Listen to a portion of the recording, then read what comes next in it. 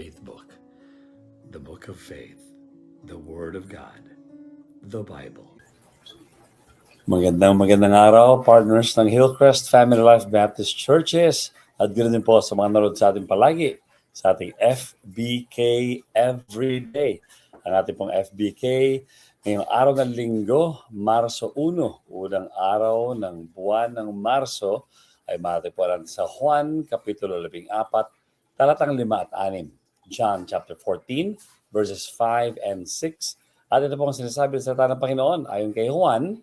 Sinabi sa kanya ni Tomas, sinabi ni Tomas sa Panginoong Hesus, Panginoon, hindi po namin alam kung saan kayo pupunta. Paano namin malalaman ang daan? Sumagot si Jesus, Ako ang daan, ang katotohanan at ang buhay.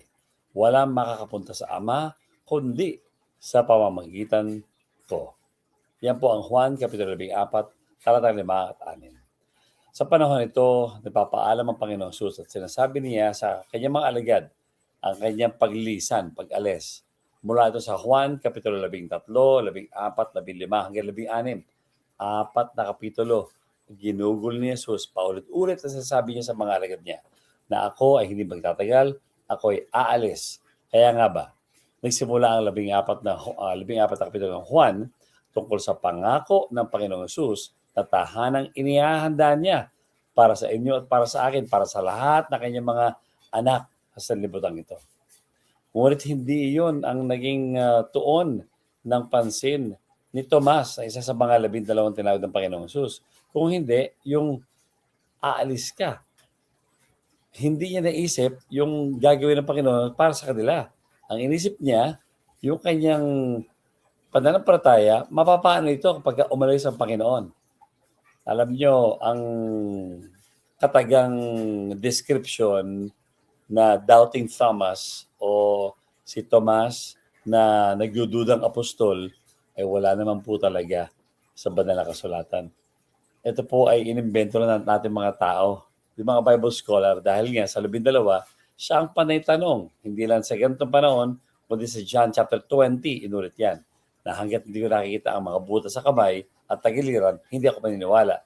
So, nabansagan tuloy ang Tomas na nagdududang apostol si Tomas. Alam niyo ang pagtatanong ni Tomas dito tungkol sa paano namin malalaman ang daan ay isang paglilinaw lang naman ng kaniyang pananampalataya. Hindi ibig sabihin na nanlamig ang pananampalataya ni Tomas. Hindi ibig sabihin na lumayo ang kanyang damdamin sa Panginoong Hesus. Ang ibig sabihin na naman ay nililiwanag niya kung ano nga po yung ibig niyo sabihin doon sa kayo'y aalis. Yun ang sinasabi ni Tomas dito. At ang maganda dito, ang pagkakasagot ng Panginoong Hesus sa kanya ay hindi lang para sabihin yung unang tanong. Kasi ang tanong ni Tomas dito ay tungkol sa paano namin malalaman ang daan. Sinagot ng Panginoong Hesus at sinabi niya, Ako ang daan. Ibig sabihin, wala kang ibang dadaanan kundi ang Panginoong Hesus. Pero maganda rito, dinagdagan pa niya. Sinabi niya, Ako ang katotohanan, ako ang buhay.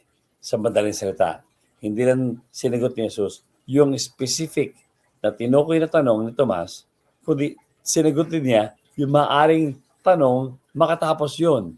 Pagkatapos ng daan, ano ang katotohanan? Ano ang buhay na walang hanggan? Sinagot din ng Panginoong Hesus yan sa isang napakagandang pagkakasagot. At sa Ingles, ang sinabi niya, I am the way, the truth, the life. Sa Ingles, makita natin yan na ang artikulo na the ay payak at tiyak. Hindi ito one of a way, a truth, a life.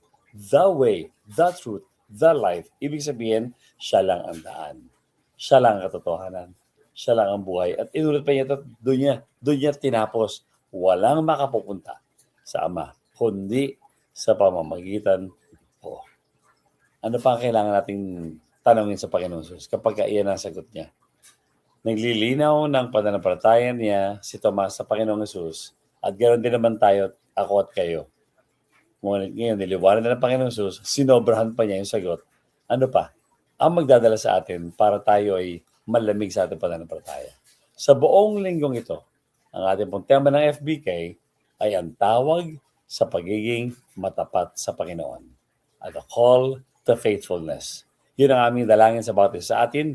Sa buong linggong ito, tayo po mapaalalahanan na tayo maging tapat sa Panginoon at huwag tayong tumalikod.